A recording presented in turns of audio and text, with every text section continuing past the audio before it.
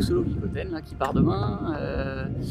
C'est une course importante parce que c'est la dernière course en solitaire avant la solitaire du Figaro, qui est quand même l'objectif principal de la saison. Et en plus cette saison on a eu, ce n'est que la deuxième course en solitaire, parce qu'en fait on a eu la solo Maître Coq en début de saison, au mois de mars, et puis ensuite il y a eu 2 courses en double. Donc voilà, donc c'est important d'être là sur cette course pour reprendre les automatismes, reprendre des repères sur la vie à bord, la gestion du sommeil, parce que c'est des choses qu'on travaille beaucoup moins quand on est en double. Donc dans l'objectif de la solitaire, c'est quand même une course importante. Ça change de tout d'être en solo en double par rapport à quoi, une configuration de bateau, de comment tu vas manœuvrer, ça change vraiment? Ouais, ça change quand même pas mal, parce que évidemment en double on a 2 fois plus de bras. Donc les manœuvres sont plus faciles, plus rapides.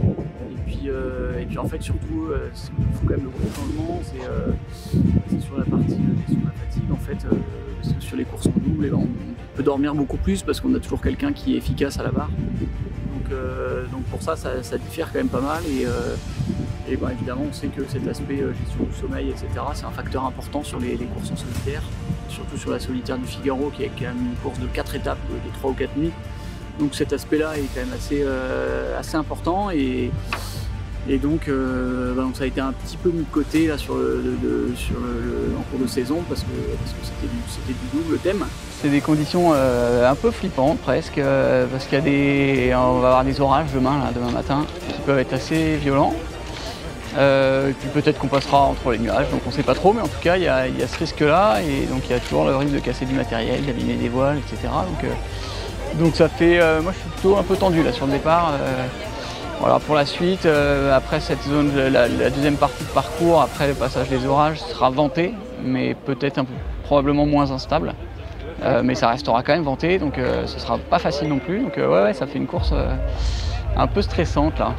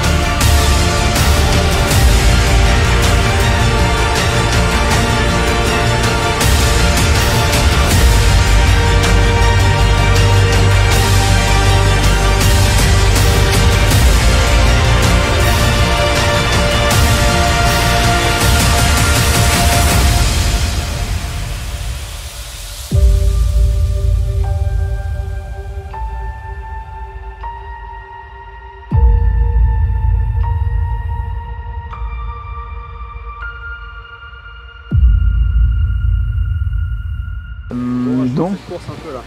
T'as des petits yeux déjà? Non, ça m'étonnerait. Je suis vif comme tout là. Ah non, il n'y avait aucun moyen de se reposer là. C'était copieux là. C'était super intense. Une des plus dures, tu viens de me dire en arrivant? Ouais, je te disais, ouais. Je pense dans ce format là, je pense que c'est la plus dure que j'ai faite là, sur un format de ce type là de 3 jours. Parce qu'il y avait l'instabilité au début, là, pétole, après les orages et tout, là, juste pour être sûr qu'on fasse bien des manœuvres, des changements de voile dans tous les sens et tout. Ça n'arrêtait pas. Et puis après, il y avait du vent fort là.